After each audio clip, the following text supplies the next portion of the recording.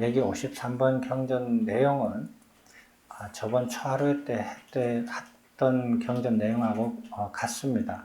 같는데 그렇지만은 이렇게 상황은 조금 달라요. 저번에는 네 부류의 사람들이라는 경전 이름으로 이제 공부를 했었습니다.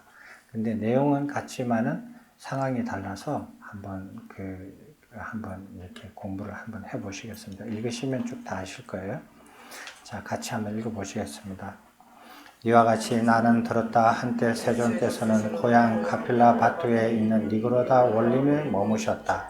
그물은 가필라 바투에 있는 석가족들이 최근에 새 공화당을 지었는데 어떠한 사문이나 브라만도 또한 어떠한 사람도 새 공화당을 아직 사용한 적이 없었다. 그래서 가필라 바투의 석가족들은 세존을 찾아 뵈러 가서 세존께 절을 올리고 한곁에 앉아서 이렇게 말씀드렸다. 세존이시여, 가필라 바투에 있는 석가족들이 새 공화당을 지은 지 얼마 되지 않았습니다. 새 공회당은 어떤 사문이나 브라만도 또한 어떠한 사람도 사용한 적이 없습니다. 세존이시여, 부디 세존께서 가장 먼저 사용해 주십시오. 세존께서 가장 먼저 사용하신 후에 저희들이 새 공화당을 사용하려 합니다. 그러면 그것은 가필라 바투의 석가족들에게 오랜 세월 이익이 되고 행복이 될 것입니다. 세존께서는 침묵으로 동의하셨다. 그러자 가필라 바투의 석가족들은 세존께서 동의하신 것을 알고서 자리에서 일어나 세존께 절을 올리고 오른쪽으로 돌아 경의를 표한 뒤 새 공회당으로 돌아가서 세존을 모실 준비를 하였다. 그들은 새 공회당을 깔개로 완전하게 덮고 자리를 준비하고 물 항아리를 마련하고 기름 등불을 밝힌 뒤 다시 세존을 뵙고 절을 올리고 한곁에 서서 이렇게 말씀드렸다. 세존에 쉬어 새 공회당을 완전하게 덮고 자리를 준비하고 물 항아리를 마련하고 기름 등불을 밝혀 세존을 모실 준비를 마쳤습니다. 세존이시여, 세존께서 지금이 적당한 시간이라면 행하십시오소. 그러자 세존께서는 온 몸새를 가다듬고 바로와 가사를 소화하고 비구 승가와 함께 공회당으로 가셨다. 세존께서 그곳에 좌차하여 발을 씻고 공회당으로 들어가 북쪽 벽의 중앙 기둥 곁에서 남쪽을 향하여 앉으셨다. 비구들도 역시 발을 씻고서 공회당에 들어가 서쪽 벽 근처에서 세존을 향하여 세존을 앞에 모시고 앉았다. 가필라 바투의 석가족들도 역시 발을 씻고 공회당으로 들어가 동쪽 벽 근처에 앉았다. 세존을 앞에 모시고 앉았다. 그때 세존께서는 밤늦게까지 법을 설하고 가르치시고 격려하시고 분발하시고 기쁘게 하셨다. 그리고 아난다 존자를 불러서 말씀하셨다. 아난다여, 가필라 바투의 석가족들은 유학의 경지를 설하여라. 나는 등이 아파 좀 쉬어야겠다. 그렇게 하겠습니다. 세주시여라고 아난다 존자는 세존께 대답하였다. 그러자 세존께서는 가사를 4겹으로 접어 자리를 만들고 한 발을 다른 발에 포개어 오른쪽 옆구리로 사자처럼 누워서 선정에 드셨다. 여기까지입니다. 여기까지 어려움은 없으시죠? 이해하시는데, 저기 공회당이라고 하는 것은 여러 사람이 공식적으로 모여서 모임을 가져서 뭐 이렇게 논의하는 그런 장소예요. 그러니까 지금으로 치면은 뭐라고 해야 되나? 사람들이 모여서 서로 의논하고 이렇게 회의하고 그 다음에 뭐 이렇게 지금처럼 성인이 있으면 모셔서 가르침도 듣고 자기들이 필요한 일이 있으면 행사를 있으면 서로 모여가지고 상의를 하고 이러는 장소예요. 그래서 공적으로 모임을 갖는 그런 건물이에요. 그런 건물을 이렇게 새로 지었는데 제일 처음에 뭐를 하고 싶으냐 하면은 부처님을 모셔서 설법을 듣는 것으로 그 건물을 쓰임새를 시작하고 싶다. 이런 상황입니다. 근데 우리가 여기서 이렇게 한번 이렇게 보시면은 좀 의아해 할 게 있어요.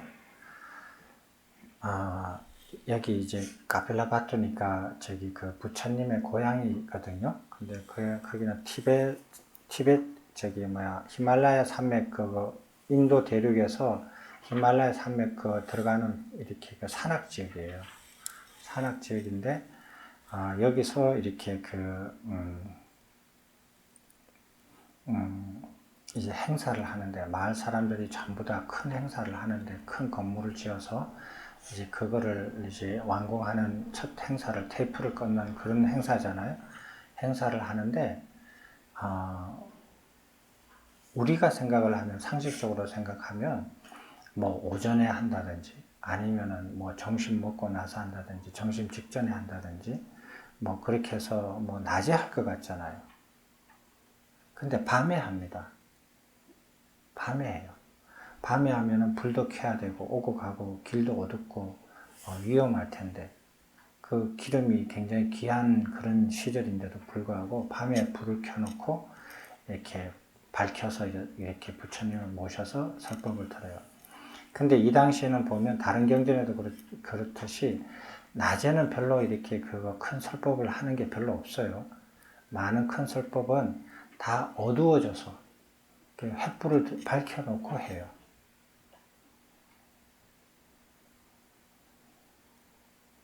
근데 지금 사람은 전기가 있지만은 밤에 이렇게 모여라 그러면 안 모여요. 사람들이. 그러니까 이 당시 사람들은 자기가 해야 할 일들을 빨리 마치고 그리고 얼른 와서 이제 모임 장소에 와서 준비를 해서 이제 그 하는 행사 그러는 걸 보면은 지금 사람하고 조금 생각이 좀 다르지 않나 싶어요. 지금 사람 생각들은 저녁 시간은 자기 개인 생활이나 가정 생활을 더 중요시하지 이렇게 뭐 많은 행사를 하거나 이럴 때는 뭐 연주회를 간다든지 뭐 이럴 때는 밤에 가지만은 이렇게 설법을 들으러 이렇게 밤에 가는 경우는 좀 드물 거라고 생각을 해요. 근데 여러 경전에서 보면은 밤에 불을 켜놓고 부처님 설법을 듣는 장면들이 많이 나오거든요. 그래서 일과를 어쨌든지 빨리 마치고 이렇게 밤에는 공부하는 그런 분위기가 있지 않았나 생각이 들어요. 물론 이 당시에 학교가 있었는지 없었는지는 잘 모르겠지만 이런 거를 하루 일과를 마치고 이렇게 사람들이 모여서 같이 공부하는 그런 문화가 있지 않았는가 이렇게 생각이 듭니다. 혹시 질문 있으십니까? 없으시죠? 자, 예. 윤회 경전에 이제 부처님을 뵙고 갈 때 오른쪽으로 돌아 있는 부분이 많이 나오지 않습니까? 예. 오른쪽이라면 부처님 입장에서 오른쪽이겠죠. 자, 제가 오른쪽이라면은 이렇게 돌게 되겠고. 자, 이렇게 한번 와 보세요, 이거. 자, 여기 자기 오른쪽이 어디예요? 자기 오른쪽이. 오른쪽이죠. 오른쪽으로 돌면 어떻게 돌아요? 저 입장에서 이렇게 돌겠죠. 그게 오른쪽이에요? 예. 아니에요. 자기 오른쪽이 여기잖아요. 그 오른쪽이 이쪽으로 돌게끔 하는 거예요. 예. 자기 오른쪽이 오른쪽으로 이렇게 와 보세요.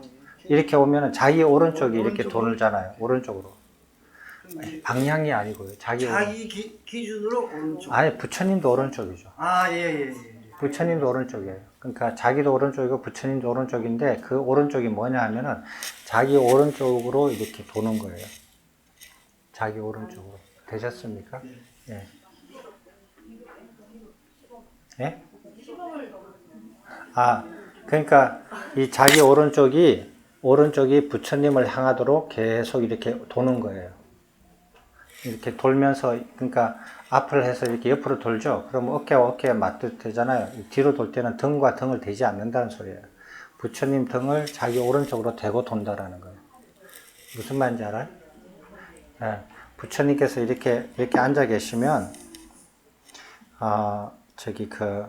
자기가 이렇게 이게 오른쪽 어깨잖아요. 이 오른쪽 어깨가 있으면은 이렇게 해서 이렇게 돌아간다는 소리예요. 이렇게 됐어요? 그러니까 오른쪽이 항상 부처님을 향해서 있게끔. 이해됐습니까? 그거 어려운 거 아닙니다. 근데 이거는 그럼 왜 그러냐 이러면은 그 인사법이에요. 그 나라 사람의 인사법이에요. 절을 하고 그 다음에 오른쪽으로 이렇게 세 번 이렇게 돌고 가는 거예요. 그게 인사법이에요. 거기에 뭐 큰 의미가 있고 막 그러지 않아요. 거기에 무슨 숨어 있는 뜻이 있나 막 그렇게 생각하는데, 이런 경전을 읽어보면 누구나 다 그렇게 하거든요. 부처님께 절을 하고 그 다음에 오른쪽으로 세 번을 돌아서 가는 것은 그 문화예요. 인사하는 것 중에 한 부분에 해당이 돼요. 그런데도 이렇게 절하는데도 어떤 식으로 절하는 게 무슨 의미가 있고, 이런 식으로 절하면 무슨 의미가 있고, 이런 거는, 그런 것들은 진짜 의미 있는 곳에서 의미를 찾아내지 못하는 사람들이 하는 소리예요. 그 다음에 한번 읽어볼까요? 아난다 존자는 석가족들의 장자 마하나를 불러서 이렇게 말하였다. 마하나야, 여기 훌륭한 가문의 아들들이 출가하여 성스러운 제자가 됩니다. 그러면 어떻게 성스러운 제자들이 도를 닦아 유학의 경지를 성취합니까? 마하나마야, 여기 성스러운 제자가 이와 같이 세존의 깨달음과 가르침에 청정한 믿음과 신뢰를 부족하고 나쁘고 해로운 법들에 빠져있는 세상에 머물러 있음을 부끄러워하는 양심을 가지고 출가하고 불선법에 대하여 수치심을 느끼면서 적절한 범행처로 나아가 개를 부족하고 적당한 양의 음식을 수용하면서 만족하는 일상생활을 부족하고 감각의 대문을 잘 단속하고 사띠를 확립하며 사띠의 확립에 머물고 사띠의 확립에 장애가 되는 오개를 차례로 제거하고 네 가지 선정을 원하는 대로 힘들이지 않고 얻고 어렵지 않게 얻고 부족할 때 그를 유학이라고 합니다. 됐습니다. 자, 그래서 그 아난다 존자가 이제 그 유학의 경지를 이렇게 얘기하는데, 석가족들이 여럿이 이렇게 군중이 있는데 그 아난다 존자가 그 중에서 한 사람만 불러서 얘기를 해요. 그러면은 그게 그 사람한테만 이렇게 설법하느냐, 그게 아니에요. 그게 아니고 여기가 이 군중에서 그 군중의 대표자예요. 그러니까 그 대표되는 사람하고 대화하듯이 얘기를 하는데, 그 대표되는 사람을 이름을 부른다는 말은 이 전체 사람을 다 지칭하는 거하고 똑같은 의미예요. 그 당시 그 문화가 그래요. 그래서 이제 예를 들어서 부처님께서 이제 어떤 비구들이 한 7, 8명이 있다, 공부를 한다. 그럼 그 비구들을 이렇게 얘기할 때 이름이 다 다르잖아요. 이름이 다 다르면 7명의 이름을 다 부르느냐? 안 그렇게 해요. 그 7명 중에서 제일 이렇게 구참 비구, 오래된 비구, 제일 그 그룹의 리더가 되는 비구를 이름을 불러서 그 이름을 부르는데, 그 이름도 복수로 불러요. 네.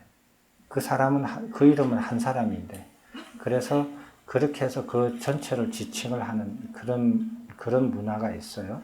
그래서 그런 걸 이해하셔야 돼요.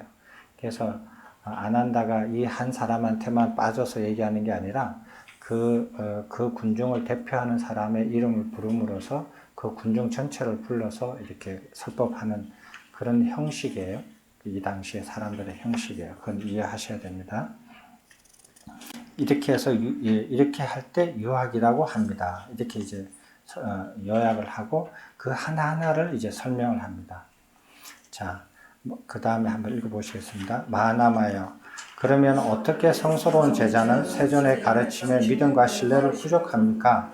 여기 성스러운 제자는 이와 같이 세존의 깨달음과 가르침에 청정한 믿음과 신뢰를 부족합니다. 마하나마에 여기 세상에서 출현합니다. 이렇게 세상에 출현한 스승은 마땅히 공양받는 아라한이며 위 없는 진리를 바르고 두루하는 정변지이며 세상의 지혜와 행을 부족한 명행족이며 열반으로 잘 나아간 선소이며 이 세상 모든 것을 잘 아는 세간의이며 위 없이 거룩한 무상사이며 모든 중생들을 잘 다스리는 조장부이며 하늘과 인간 세상의 스승인 천인사이며 하늘 번깨달음 이룬 부처이며 세상에서 위 없는 존경을 받는 세존입니다. 마하나마여 스승은 천신을 포함하고 마라를 포함하고 범천을 포함한 우주를 스스로 깨달아 세상의 지혜로 알 뿐만 아니라 세상의 지혜를 실현하고 드러냅니다. 이와 같이 알고 실현하고 드러낸 것을 설명하고 가르칩니다. 시작도 훌륭하고 중간도 훌륭하고 끝도 훌륭하게 법을 설하되 의미와 표현을 잘 갖추어 설하며 누구나 직접 와서 들으면 스스로 알 수 있으며 이렇게 알 수 있을 때까지 시간이 걸리지 않으며 향상으로 인가하며 지자들이 각자 스스로 알아갈 수 있도록 설합니다. 설한 대로 실천하고 실천한 대로 설하며 이러한 실천을 통하여 더할 나위 없이 온전하고 지극히 청정한 본명을 드러내어 누구든지 직접 와서 볼 수 있습니다. 마나마여 여기 성스러운 제자는 이렇게 설한 세존의 법과 청정 본명을 듣고 보고 배웁니다. 그는 많이 배우고 배운 것을 바르게 호지하고 배운 것을 잘 정리하고 배운 것에 친숙해야 하고 마음으로 숙고하고 바른 견해로서 잘 깨닫습니다. 이렇게 세존의 법과 깨달음에 대하여 바르게 이해하고서 신뢰와 믿음을 가집니다. 여기까지입니다. 불교에서도 믿음을 얘기합니다. 얘기를 하는데 신뢰와 믿음이라는 말을 합니다. 하는데 무엇으로부터 갖는 믿음이냐 이게 이제 그게 조금 달라요. 다른 종교에서는 신을 모시는 종교에서는 신에 대한 믿음이거든요. 그러니까 무조건적인 믿음을 이렇게 신에 대한 대상에 대한 믿음을 요구를 해요. 근데 불교에서는 그렇지 않습니다. 대상에 대해서 그 믿음을 요구하지 않고 권장하지 않아요. 그러면 뭐에 대해서 하느냐? 그 부처님의 법과 깨달음에 대한 부처님의 가르침과 깨달음, 그러니까 깨달아서 깨달아서 이루어진 이런 가르침이라는 뜻이에요. 그런 가르침을 이해하면서 생긴 신뢰와 믿음이라는 뜻이에요. 그러면 부처님에 대해서 대상으로서 믿음을 가지신 분도 계셔요. 여기도 아마 그러신 분이 계실 거예요. 부처님 가르침 나는 뭔지 잘 몰라. 나는 그냥 부처님에 대해서 믿어. 나는 부처님에 대해서 확실하게 믿어. 이것은 불교에서 말하는 믿음을 잘못 이해한 거예요. 그런 믿음을 요구하지 않고 그런 믿음은 불교에서 말하는 믿음이 아니에요. 가르침에 대해서 바르게 이해하면서 그 가르침에 대한 이해를 바탕으로 한 믿음이에요. 이러한 믿음은 누구도 깨뜨릴 수 없다라고 예전에 경전에서 공부한 적이 있죠. 근데 대상에 대해서 믿음을 가지면 그거는 깨져요. 반드시 깨지게 되어 있어요. 부처님의 가르침에 대해서 바르게 이해하지 못하면 그 믿음이 생길 수가 없어요. 이해 못하는 걸 어떻게 믿어요? 그러나 이해해서 생기는 믿음을 가진다면 그 믿음은 어떠한 경우에도 깨지지가 않는다. 분복되지가 않는다라는 거예요. 자, 이렇게 돼서 부처님 가르침에 대해서 믿음을 가지게 되고 그 다음 단계로는 어떻게 하느냐. 읽어보시겠습니다. 잠깐만요. 이렇게 믿음을 가지는 그런 점이 있는데, 요 뒤에 보면 저번 시간하고 약간 다른, 추가된 게 있어요. 아난다 존자가 이렇게 말씀하신 걸 보면은, 많이 배운다라는 거예요. 공부를 많이 한다라는 거예요. 많이 하는데, 많이 배우고, 읽고, 듣고 해서 공부하는 것을 잘 이렇게 간직해야 된다는 뜻이에요. 배우고 난 다음에 휙 던져버리고 다음 배울 때까지 잊어버리고 내팽개치지 않고요.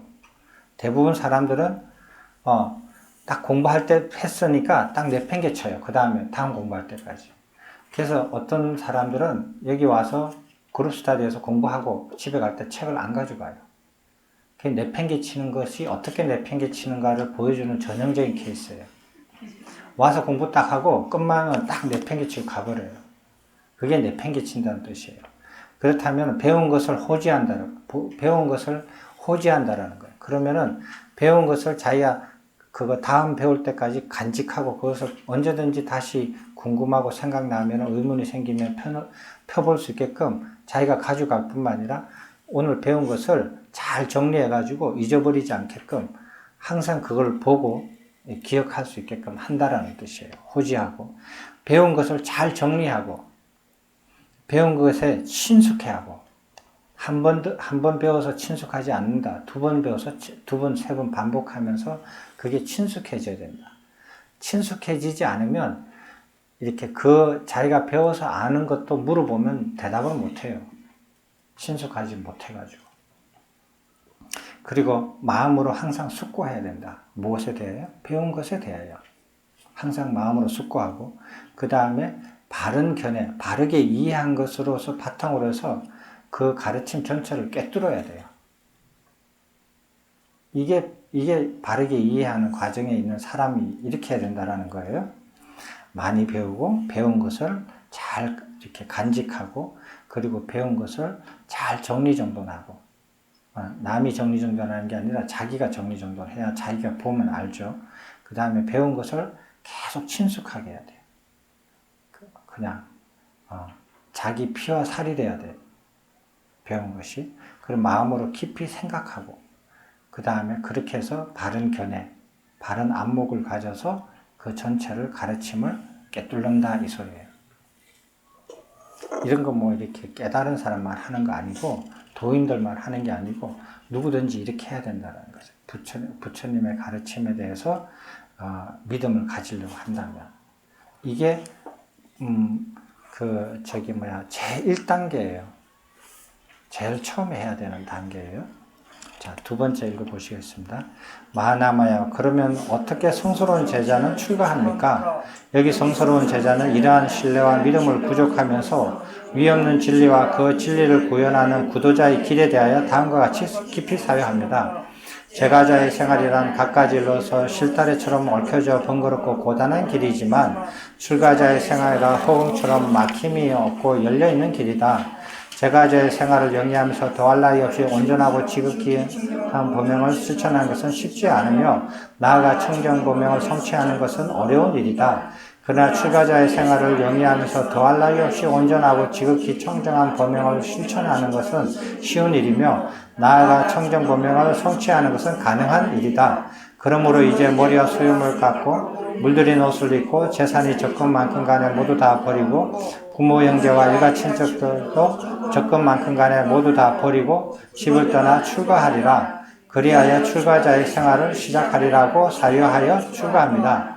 마하나마여, 여기 성스러운 제자는 이와 같이 나쁘고 해로운 법들에 빠져있는 세상에 머물러 있음을 부끄러워하는 양심을 가지고 출가합니다. 맨 마지막 줄이 이제 저번에 한 거하고 좀 다릅니다. 출가를 하는데 이렇게 사유하면서 출가합니다. 이렇게 한 게 이제 이 사유하는 거 있잖아요. 따옴표 한 게. 이게 부처님께서 말씀하시는 거예요. 부처님께서 이렇게 사유한다라고 이렇게 말씀하시는 거예요. 출가에 대한 부처님의 사유예요. 여기에서 보면 부처님께서 가르치시는 출가자의 생활과 제가자의 생활은 분명히 다르죠. 다르게 이렇게 해 있어요. 근데 간혹 가다 보면 어떤 스님이라는 분들은 출가자의 생활이나 제가자의 생활이나 같다. 다른 게 하나도 없다. 이렇게 주장하시는 분들이 계세요. 그런 분들은 이제 이런 부처님의 가르침에 이제 어긋나는 주장을 하는데 그 근거를 대셔야 돼요. 부처님께서는 분명히 다르다라고 얘기하셨어요. 어떻게 다른가? 제가자의 생활은 실타래처럼 얽혀져 있다. 그래서 청정보명을 실천하는 게 쉽지 않고 성취하는 것은 어렵다. 그렇지만 출가자의 생활은 실타래처럼 얽혀 있지 않다. 그래서 청정보명을 실천하는 것이 이렇게 쉽고 그 다음에 청정보명을 성취하는 것은 가능하다. 이렇게 표현이 달라요. 조금 달라져요. 무엇에 의해서? 그 사람이 결심만 하면, 결심하는 거에 따라서. 여러분은 그러면 실타래처럼 나는 안 얽혀져 있어요. 실타래 안에 있으면서도 나는 실타래에 안 얽혀져 있어. 이렇게 얘기하거든요. 그런 사람한테 이렇게 얘기해요. 그럼 2박 3일만 와서 안거 해보세요. 그래. 그럼 못해요. 안 얽혀 있다며. 안 얽혀 있으면 집을 떠나서 2박 3일만 절에 와서 먹고 살아라 봐. 수행해라. 못해요. 뭐가 걸리고. 그렇게 오라 그러면 실타래가 걸려있는 게 자기가 자각을 해요. 근데 그 안에 있으면 자각을 못해요. 2박 3일, 6박 7일 이렇게 해보라 그러면 다 못해요. 무슨 이유든지 간에 이유가 있어요. 못하는 이유가.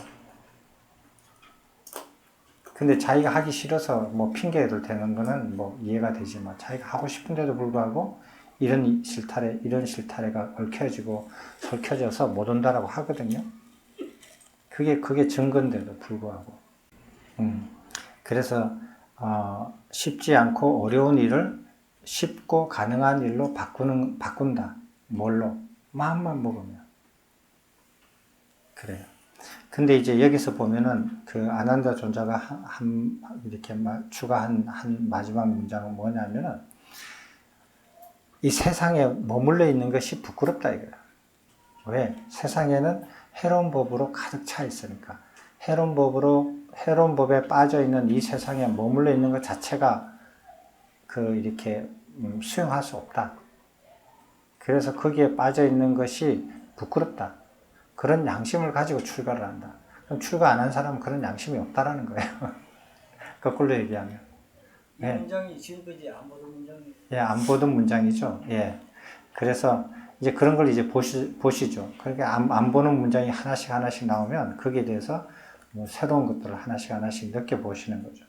그래서 이 말이 보면 어떻게 보면 부처님보다 조금 더 강한 그런 말씀이죠. 부처님께서는 그거 쉽지 않고 어렵고 쉽지 않는 일을 쉽고 가능한 일로 바꾼다. 이렇게만 말씀하셨는데 아난다 조자는 머물러 있는 게 그 양심이 없는 거다. 양심이 부끄러워할 줄 아는 양심이 있으면 머무르면 안 된다. 이렇게 생각을 하시는 거예요. 네. 자, 그러면 그 다음에는 이제 세 번째 단계를 한번 같이 읽어보시겠습니다. 마하나마여, 그러면 어떻게 성스러운 제자는 개를 부족합니까? 여기 성스러운 제자는 이와 같이 출가하여 바른 스승과 좋은 도반들이 있는 적절한 보명체로 나아갑니다. 적절한 보명체로 나아가 신천비구가 된 성스러운 제자는 불순법에 대하여 수치심을 느끼면서 개의 항목들을 하나씩 받아지며 학습하고 익히고 지켜나가면서 개를 부족합니다. 이때 아무리 작은 허물이나 두려움을 보면서 학습하고 익힌 대로 한 채의 어긋남이 없이 바르게 이와 같이 지켜나갑니다. 생명을 죽이는 행위를 버리고 생명을 죽이는 행위를 멀리 여긴다. 생명을 죽이는 행위를 위한 몽둥이를 내려놓고 칼을 내려놓아 청정하게 머문다. 겸손하고 자비로운 마음을 지니고 일체 생명의 이익을 위하여 연민하며 머문다. 주지 않는 것을 가지는 행위를 버리고 주지 않는 것을 가지는 행위를 멀리 여긴다. 준 것만 받고 주지 않는 것을 스스로 훔치는 행위를 하지 않아 청정하게 머문다. 겸손하고 감사하는 마음을 지니고 일체 생명의 이익을 위하여 연민하며 머문다. 순결하지 않는 행위를 버리고 순결하지 않는 행위를 멀리 여긴다. 순결한 행위를 하는 독신자가 되어 순결하지 않는 행위의 저속함을 멀리 여겨 청정하게 머문다. 겸손하고 만족하는 마음을 지니고 일체 생명의 이익을 위하여 연민하며 머문다. 거짓말을 하는 행위를 버리고 거짓말을 하는 행위를 멀리 여긴다. 거짓된 말을 하지 않아 세상 사람들을 속이지 않고 진실된 말을 하여 진실에 부합하여 스스로 굳건하고 믿음직하게 머문다. 이간하는 행위를 버리고 이간하는 행위를 멀리 여긴다. 사람들을 이간하려고 여기서 듣고 저기서 다르게 말하거나 저기서 듣고 여기서 다르게 말하지 않는다. 사람들의 화합을 좋아하고 화합을 기뻐하고 화합을 즐겨하여 이간된 사람들을 화합하게 하는 말을 하여 스스로 굳건하고 화합하여 머문다. 나쁜 말을 하는 행위를 버리고 나쁜 말을 하는 행위를 멀리 여긴다. 나쁜 말을 하지 않아 사람들의 마음에 상처를 주지 않고 유순하고 사랑스럽고 가슴에 와닿고 예의 바르고 들어서 즐거운 말을 한다. 사람들이 좋아하고 사람들의 마음에 드는 좋은 말을 하여 스스로 굳건하고 유순하게 머문다. 잡담하는 행위를 버리고 잡담하는 행위를 멀리 여긴다. 잡담하지 않고 시기에 맞는 말을 하고 있는 것을 말하고 법을 말하고 개를 말하고 담아둘 만한 이유가 있고 의미가 분명하여 이익을 줄 수 있는 말을 하되 말하는 바른 시기를 알아 그 시기에 맞게 말을 하여 스스로 굳건하고 법답게 머문다. 하루에 한 끼만 먹는다. 먹는 때가 아닌 때에 먹거나 밤에 먹는 행위를 멀리 여긴다. 요리하지 않는 알고기나 생고기를 받는 행위를 멀리 여긴다. 여자나 동료를 두거나 하인과 하녀를 두는 행위를 멀리 여긴다. 춤, 노래, 음악, 공연, 연극, 영화 등과 같은 행위를 하거나 관람하는 행위를 멀리 여긴다. 꽃이나 화환, 향수나 화환장품, 장신구나 장식품으로 치장하는 행위를 멀리 여긴다. 높고 큰 침상과 같은 호화롭고 사치스러운 생활용품을 멀리 여긴다. 금은과 같은 기속품이나 보화를 받거나 소지하는 것을 멀리 여긴다. 심부름꾼이나 하수인 노릇을 하면서 오가는 것을 멀리 여긴다. 농토나 토지를 받는 것을 멀리 여긴다. 시한류나 초목류를 손상시키는 행위를 멀리 여긴다. 코끼리, 소, 말, 돼지, 염소, 양, 닭 등과 같은 가축을 갖거나 기르는 행위를 멀리 여긴다. 저울을 속이거나 금속을 속이거나 치수를 속이는 행위를 멀리 여기고 사고 파는 상행위를 멀리 여긴다. 사람들을 악용하거나 속이거나 횡령하거나 사기하거나 또는 상해를 입히거나 포박하거나 감금하거나 약탈하거나 노락질하거나 강도짓을 하거나 폭력을 행사하는 행위를 등을 멀리 여긴다. 마나마여 여기 성스러운 제자는 이와 같이 불순법에 대하여 수치심을 느끼면서 가득 세계 숨을 받아치며 개를 부족합니다.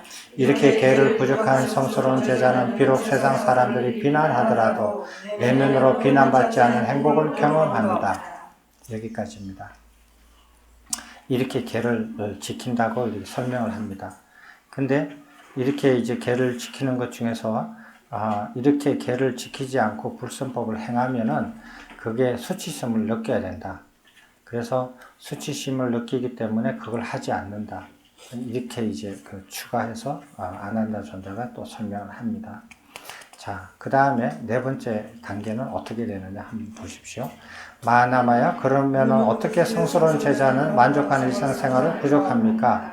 여기 성스러운 제자는 개를 지킬 때 이와 같이 만족한 일상생활을 갖출 수 있습니다. 범행체에서 만족한 일상생활을 영위하기 위하여 성스러운 제자는 삿된 생계수단을 멀리 여기고 청정한 생계수단을 지켜야 하며 잘못된 신구의 사명과 생활습관을 멀리 여기고 바른 신구의 사명과 생활습관을 지켜야 하며 적절하지 못한 생활필수품을 멀리 여기고 적절한 생활필수품을 지켜야 합니다. 마치 새가 양 날개에 의지하여 어디든지 날아가는 것처럼 성스러운 제자는 어디를 가더라도 몸을 보호할 정도의 분소일을 포함한 적절한 생활 필수품과 위장을 지탱할 정도의 탁발 음식으로 만족합니다. 음식의 적당한 양을 잘 아는 성스러운 제자는 지혜롭고 숙고하면서 음식을 수행합니다. 그것은 즐기기 위해서도 아니고 취하기 위해서도 아니고 치장을 위해서도 아니고 장식을 위해서도 아니고 단지 이 몸을 지탱하고 존속하고 잔인함을 쉬고 청정범행을 잘 지키기 위해 적당한 양의 음식을 수행합니다. 그래서 오래된 느낌을 물리치고 새로운 느낌을 일어나지 않을 것이며 잘 부양될 것이고 비난받을 일이 없이 편안하게 머물 것입니다. 마나마의 여기 성스러운 제자는 이렇게 적당한 양의 음식을 수행하면서 만족하는 일상생활을 부족합니다. 자, 일상생활을 부족하는데 그 중에서 가장 이렇게 사람들이 얘기가 많이 되는 게 음식이에요. 음식을 많이 먹느냐, 적게 먹느냐, 몇 번 먹느냐, 뭐를 먹으면 되느냐, 안 되느냐, 이런 것들이 이렇게 옛날부터 말이 되어져 왔어요. 그래서 적당한 음식의 양을 안다라는 뜻은 그건 무슨 소리냐면은 만족한 일상생활을 영위한다는 뜻하고 같은 말이에요. 이제 그게 만족한 일상생활에서는 음식뿐만 아니라 추가적으로 더 들어가죠. 생활 필수품이나 의식주 이런 걸 다 포함하지만은 그 중에서 가장 대표적으로 논의하는 게 적당한 양의 음식입니다. 그래서 이렇게 여기에 보면은 오래된 느낌을 물리치고 새로운 느낌이 일어나지 않을 것이며 이게 무슨 뜻인지 예전에 다 이렇게 공부하신 분들은 다 이해를 하실 거예요. 이게 무슨 뜻이냐면 오래된 느낌을 물리치고 이것은 배고픔을 물리친다라는 거예요. 밥을 먹음으로써 그냥 배고파서 막 그냥 너무 허기진다. 이게 오래된 느낌이에요. 그 다음에 새로운 느낌이 일어나지 않는다는 것은 배가 불러서 헉헉거리는 이런 거예요. 밥을 먹고 나서 헉헉거리고 배불러가지고 막 포만감에서 생기는 느낌. 이것을 새로운 느낌이라 그래요. 그래서 밥을 어떻게 먹느냐 하면은 오래된 느낌, 배고픔은 없어지되 새로운 느낌은 안 생기게. 이렇게 먹으라는 거예요. 이게 적절한 음식의 양이라는 거예요. 그래서 음식을 먹고 난 다음에 포만감이 생겨서 몸이 묵직하고 이렇게 졸음이 오고 막 포만감이 막 느낀다. 이거는 새로운 느낌이 생긴 거예요. 새로운 느낌이 생기지 않게 먹으라는 거예요. 이제 그런 표현입니다. 근데 여기서 보면은 아까 게도 보면 하루에 한 끼를 먹으라고 돼 있어요. 게도 하루에 한 끼 먹으라고 돼 있는데 그 부처님께서 깨우치시고 난 다음에 이렇게 오비구를 가르치시면서 비구 성단을 형성하면서 처음부터 하루에 한 끼씩 먹으라라고 하지 않으셨어요. 처음에는 옛날 습관대로 하루에 몇 끼 먹는가를 간섭하지 않으셨어요. 부처님께서. 그래서 어떤 비구는 하루에 3끼도 먹고, 어떤 비구는 하루에 2끼도 먹고, 어떤 비구는 하루에 1끼도 먹고, 막 이렇게 했어요. 근데 비구 숫자가 막 늘어나면서 이제 그 식사를 하루에 1번 먹는 사람, 3번 먹는 사람, 그러니까 왔다 갔다 하는 게 이제 그거 번거로운 거예요. 번거로우면서 문제가 생기기 시작해요. 문제가 생기기 시작하면서 저번에 경전을 읽으면서 공부를 했습니다. 그 부분에 대해서. 그래서 나중에 정착한 게 하루에 1끼 먹는 걸로서 정해졌어요. 그래서 무슨 말이냐 하면은 하루에 1끼를 먹느냐, 2끼를 먹느냐, 3끼를 먹느냐는 범행을 닦아서 열반에 이르는데 아무런 관여가 안 된다는 거예요. 관계가 없다는 뜻이에요. 처음부터 그렇게 가르치지 않으셨다라는 거는. 그러면은 나중에 1끼로 결정을 하셨다는 거는 뭐냐 하면은 성단을 운영하기 위해서는 그렇게 필요하다는 뜻이에요. 그래서 여러분들도 1끼를 먹지 않으면은 범행을 성취 못한다. 이렇게 생각하시는 것은 잘못된 생각이에요. 왜냐하면 그랬었다면 부처님께서 처음부터 1끼를 먹도록 가르치셨어야 될 거예요. 그래서 부처님의 가르침 중에서 부처님께서 중간에 제정한 것들이 있어요. 이전에는 이렇게 했다가 그 중간에 나중에는 이렇게 바뀌는 게 있어요. 이런 것들은 무엇을 위해서 그렇게 했는지를 잘 보셔야 돼요. 이런 것들은 대부분 범행의 완성을 위해서 꼭 필요한 건 아니었어요. 그 이해되시죠? 예. 안거를 한다. 안거를 하고 안 하고의 이런 문제도 안거를 꼭 해야만이 범행을 완성할 수 있다라는 건 없어요. 그죠? 그거는 부처님께서 안거를 도입하신 것은 깨우치시고 난 다음에 약 20년이 지나고 난 다음에 안거 제도를 도입을 하셨거든요. 전에 공부했잖아요. 기억나죠? 그러니까 그럼 처음 부처님 깨우치시고 난 다음에 20년 동안 아라한에 도달한 사람들은 안거 없이 도달한 거거든요. 그러니까 안거 제도는 범행을 완성해서 열반에 도달하는데 필수 불가피한 일이 아니다. 이런 소리예요. 반드시 필요한 일이 아니다라는 뜻이에요. 그렇지만 나중에 어떤 이유로도 그걸 제도를 도입해서 정착을 시켰다. 이 소리예요. 그런 것과 같이 하루에 1끼 먹는 것도 계율에 나타나지만은 경전을 자세히 보면 나중에 제정하신 거예요. 그래서 안거를 하시더라도 이렇게 그게 자연스럽게 1끼로 먹는 걸로 이렇게 사람마다 그렇게 가도록 해야 돼요. 그렇게 하는 게 좋을 것 같아요. 5번째, 감각의 대문을 단속함을 읽어보시겠습니다. 마하나마야, 그럼 어떻게 성스러운 제자는 감각의 대문을 단속합니까? 여기 성스러운 제자는 이와 같이 만족한 일상생활 속에서 감각의 대문을 단속하고 지킵니다. 성스러운 제자는 눈으로 갖가지 형상을 볼 때 그 형상들의 전체 모습이나 부분적인 세세한 모습을 취하지 않도록 안근을 관찰하여 지켜야 하고 단속하고 제어하고 방어하고 통제합니다. 만약 그렇지 못하고 형상을 취하면 그 형상에는 원하고 좋아하고 마음에 들고 사랑스럽고 달콤하고 매혹적인 것들이 있습니다. 이러한 형상들을 취하면 고락의 느낌과 시비, 호흡, 미추, 이해의 분별이 물밀듯이 흘러들어오고 이것들을 자아로 집착함으로 갖가지 탐욕이 불길처럼 일어납니다. 이것의 감각적 욕망이니 눈의 감각적 욕망에 묶이고 홀리고 빠져서 그것의 이용을 보지 못하고 그것의 벗어남을 알지 못한 채 그것을 탐닉합니다. 그러나 눈으로 보는 모든 형상들은 무상하고 무상한 것은 무아이며 보입니다. 따라서 성스러운 제자는 눈으로 갖가지 형상들을 볼 때 형상을 취하지 않고 단지 형상을 있는 그대로 봅니다. 이것은 마치 갖가지 형상들이 거울을 비추어줄 뿐 거울은 그 어떠한 형상도 취하지 않는 것과 같습니다. 눈으로 보는 형상을 취하는 것은 형상을 갈구하고 탐착하고 애착하여 형상을 자아로 취착하기 때문입니다. 이와 같이 성스러운 제자는 눈으로 보는 형상을 취하지 않고 안근을 잘 지켜야 합니다. 안근과 마찬가지로 육근의 감각 대상인 육경을 취하지 않고 육근을 잘 단속해야 합니다.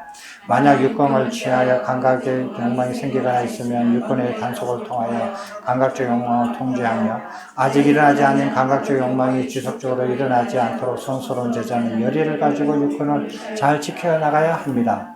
마하나마에게 성스러운 제자는 이와 같이 감각의 대문을 잘 단속합니다. 이렇게 감각의 대문을 잘 단속할 때 성스러운 제자는 더 이상 더럽혀지지 않고 오염되지 않는 내면의 행복을 느끼게 됩니다. 감각의 대문을 어떻게 단속한다 이렇게 잘 이렇게 설명이 되어 있습니다. 상세한 그 강의는 저기 61강의 제일 첫 번째가 감각의 대문에 대해서 이렇게 설한 게 있습니다. 그걸 참조하시면 되겠습니다. 여섯 번째, 그런 감각의 대문을 단속하고는 어떻게 하느냐. 같이 읽어보시겠습니다. 사띠 확립입니다. 마하나마여, 그럼 어떻게 성스러운 제자는 사띠를 확립합니까? 여기 성스러운 제자는 이와 같이 사띠를 확립합니다. 성스러운 제자는 일 없는 곳에 숲이나 나무 아래 또는 외진 처소에 의지하여 세상에 대한 탐욕과 싫어함을 버리고 초연하게 지냅니다. 가르침에 따라 바르게 앉아 상체를 고쳐 세우고 전면에 사띠를 일으켜 세워 확립하되 이것을 선명히 알아차려하고 열심히 하며 성스러운 제자는 이와 같이 어떤 경우든지 오직 사띠를 확립하면서 숨을 들이쉬고 오직 사띠를 확립하면서 숨을 내쉽니다. 숨을 길게 들이쉴 때 길게 들이쉰다고 선명하게 알고 길게 내쉴 때 길게 내쉰다고 선명하게 안다. 숨을 짧게 들이쉴 때 짧게 들이쉰다고 선명하게 알고 짧게 내쉴 때 짧게 내쉰다고 선명하게 안다. 숨을 들이쉴 때 온몸을 경험하면서 숨을 들이쉬고 숨을 내쉴 때 온몸을 경험하면서 숨을 내쉰다. 숨을 들이쉴 때 온몸의 작용의 평온을 경험하면서 숨을 들이쉬고 숨을 내쉴 때 온몸의 작용의 평온을 경험하면서 숨을 내쉰다. 또한 성스러운 제자는 이와 같이 어떤 경우든지 오직 사띠를 확립하면서 이런 행동을 하고 오직 사띠를 확립하면서 저런 행동을 합니다. 걸어가면서 걷고 있다고 선명하게 알고 머물러 있으면서 머물러 있다고 선명하게 알고 앉아 있으면서 앉아 있다고 선명하게 알고 누워 있으면서 누워 있다고 선명하게 안다. 또한 나아갈 때 나아간다고 선명하게 알고 물러갈 때 물러난다고 선명하게 안다. 이와 같이 앞을 볼 때도 알고 몸을 구부릴 때도 펼 때도 선명하게 알고 행한다. 옷을 입고 벗을 때 음식을 먹고 마시고 씻고 맛볼 때 대소변 볼 때 말하고 말하지 않을 때 잠들고 잠을 깰 때 일상생활에 또 다른 모든 행동을 할 때도 선명하게 알고 행한다. 이와 같이 사띠를 확립하며 사띠의 확립에 머뭅니다. 오직 선명한 알아차림과 잘 확립된 사띠만 현존하고 이러한 현존을 잊혀버리지 않도록 닥치를 닦습니다. 마하나마 여기 성스러운 제자는 이와 같이 사띠를 확립합니다. 이렇게 게으르지 않고 열심히 스스로 독려하면서 머물면 마침내 세상에 얽힌 기억들이 사라집니다. 세상의 기억과 생각이 사라지면 마음은 고요해지고 사띠의 확립은 더욱 확고해집니다. 이게 그 사띠 수행하는 방법을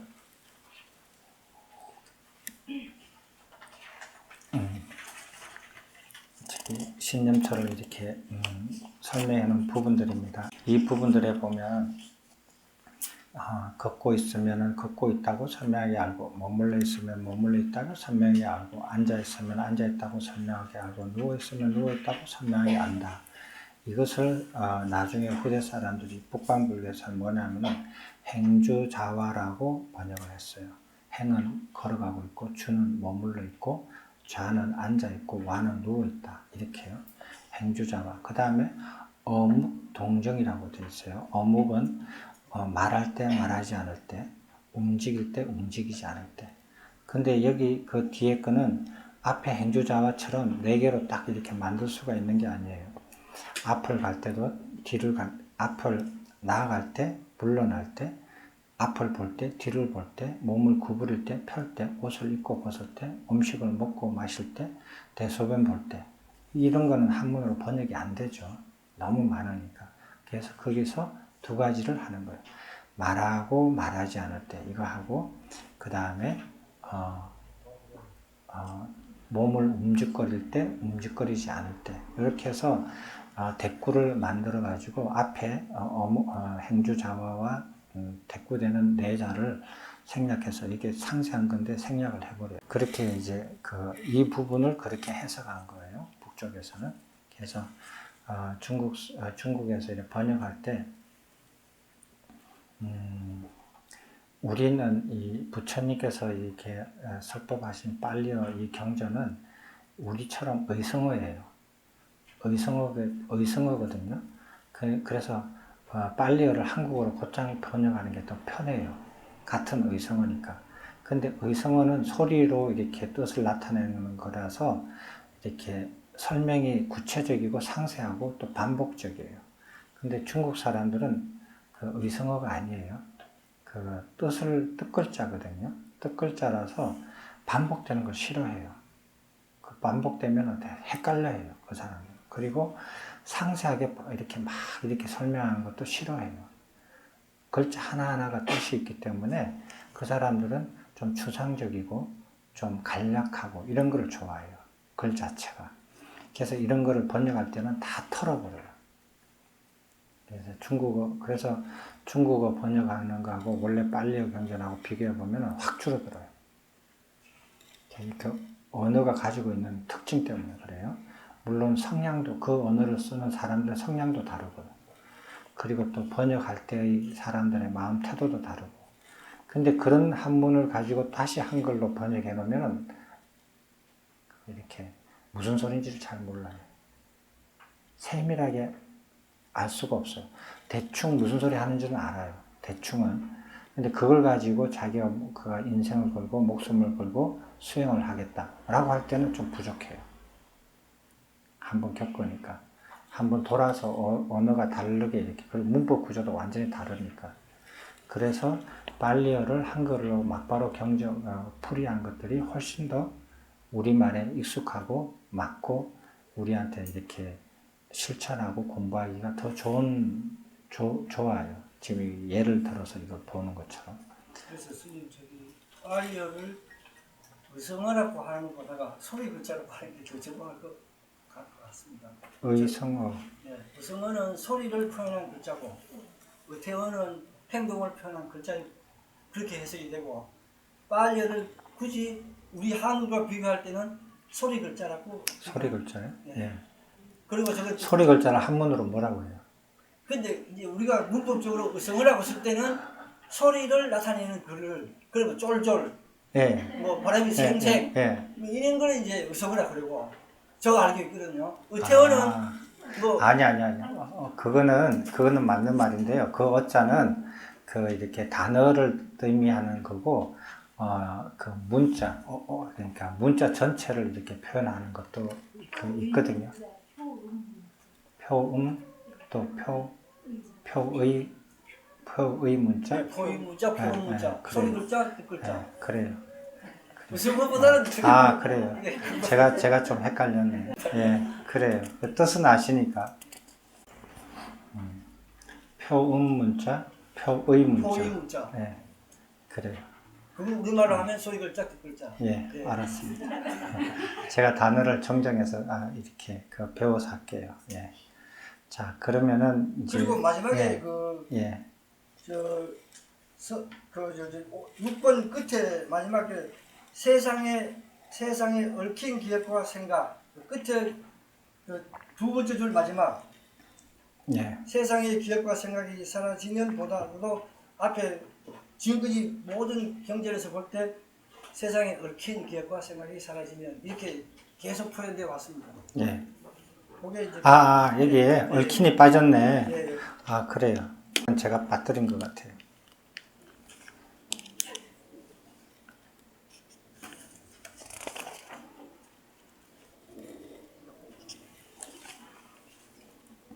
그래요. 잘 지적하셨습니다. 자, 그 다음 7번째. 이렇게 준비를 해와도 벌써 3군데가 틀렸어요. 여기가. 제가 읽으면서. 봐요. 얽힌 게 빠졌죠? 그 마하나마 글자가 빠졌죠? 또 한 군데 어디가 틀린지 아세요? 예? 어디요?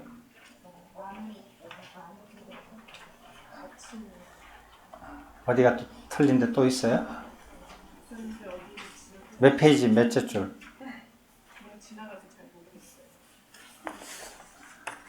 첫 1페이지에 거기에 예. 앉으셨던데 1페이지 몇째 줄요? 밑에서 14째 줄 앉으셨다. 남쪽을 향하여 앉으셨다. 아, 그 지으시지? 예. 예. 예, 그거 틀렸어요. 예. 그 4군데 틀렸네. 한 군데 더, 또 한 군데 더 있어요. 이런 거를, 경전을 읽을 때는 이렇게 모르는데, 이렇게 같이 강독을 하면은 알아져요. 그게 뭐냐면, 바로와 가사를 수하고 이렇게 돼 있잖아요. 바로는 안 수하는 거예요. 여기서. 저녁에 갔기 때문에. 예. 근데 그게 정령구라서, 이런 표현을 하면 다 같이 붙어가요. 근데 지금 상황에서는 바로를 가지고 가시면 이상하죠. 그죠? 저도 그게 이상했는데 예. 무조건 가져가시는 예. 걸로 생각했어요. 그래요. 그 경전에 보면은 가사를 수하시고 하면은 바로가 따라와요. 모든 그 정령구라 그러는데 그렇게 돼 있거든요. 혹시 그 부처님께서도 이 경전 표현에 새가 양날개를 날아가듯이 무조건 가져가시는 건 혹시 아니십니까? 그거는 이제 그거 갈 때 유행할 때요. 이렇게 여기 이 지역에서 저 지역으로 갈 때 자기 바루를 다른 사람이 대신 들어주지 않아요. 왜? 그 사람 것도 무거울 거니까.